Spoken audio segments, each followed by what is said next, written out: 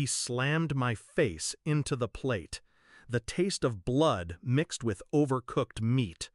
My ears rang, my vision blurred. And then, laughter. Mom smirked, fork still in her hand. "At least now you're worth looking at." Dad leaned back in his chair, smug, satisfied. "She has no value. Just a prop at my table." They didn't know what I had already set in motion. Their laughter died the moment my phone, still in my pocket, vibrated once. A signal. Quiet. Precise.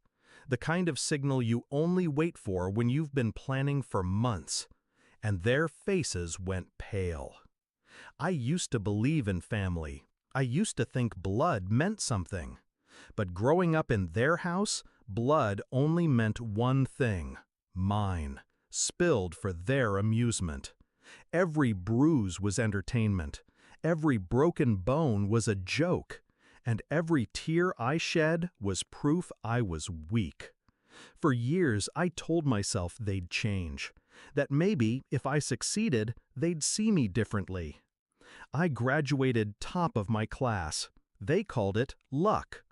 I saved money, secretly, working 2 jobs. They called it selfish. And when I finally got an offer to build my own life, a small house, my own career, they demanded I handed it over. Not asked, demanded. Because, as Dad put it, everything you are, everything you earn, belongs to us.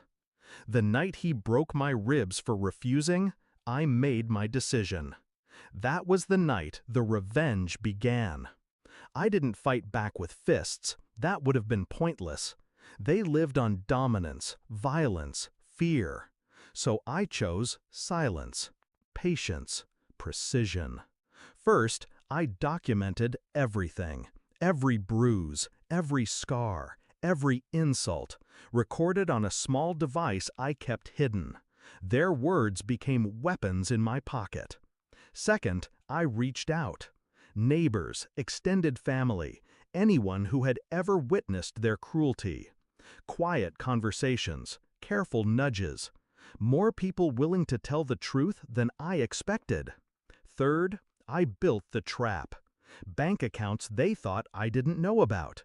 Properties Dad bragged about owning in secret.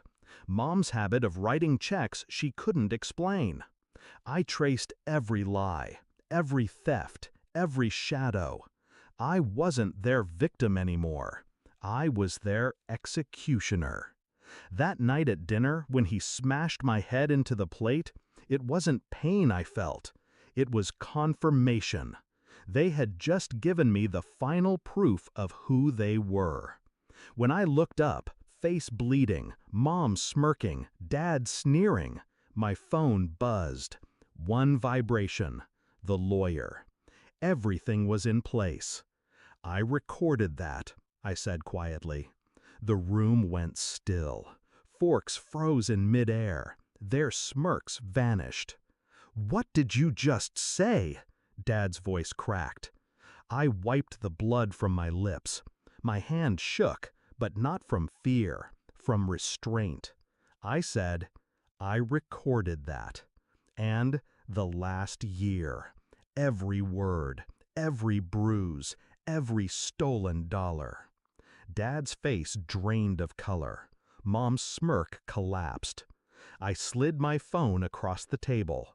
On the screen, video thumbnails, hundreds of them, time-stamped, clear, inarguable.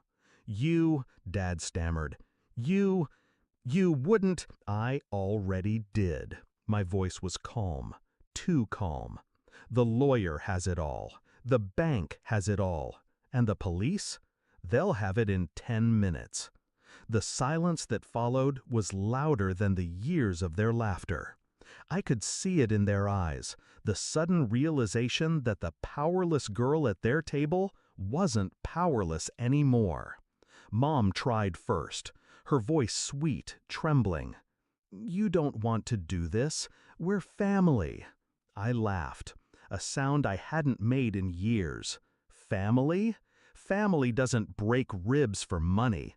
family doesn't use your face as a napkin. You don't get to call yourself that." Dad slammed his fist on the table, but it was hollow now. "You'll ruin us!" I leaned forward, my face still streaked with blood, and whispered, "That's the point." Here's how it ended. Within a week, their assets were frozen. The empire Dad bragged about was seized. Fraud, tax evasion, abuse. Every person they had ever sneered at, silenced, humiliated, they came forward now.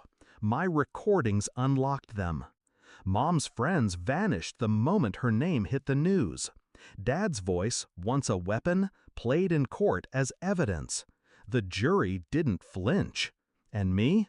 I walked into that courtroom, scars visible, ribs still healing, and I didn't hide anymore. When the verdict came, guilty on every count, they didn't look at me, not once, because they knew I wasn't their prop anymore. I was their reckoning. Sometimes at night, I replay that dinner, the moment my head hit the plate, the laughter, the taste of blood. And then I replay the silence after my words, the fear in their eyes, the way the power shifted, instantly, forever. That's the moment I live for. Not the pain, not even the revenge, the silence. The silence when monsters realized the prey they fed on just set fire to the cage and walked out.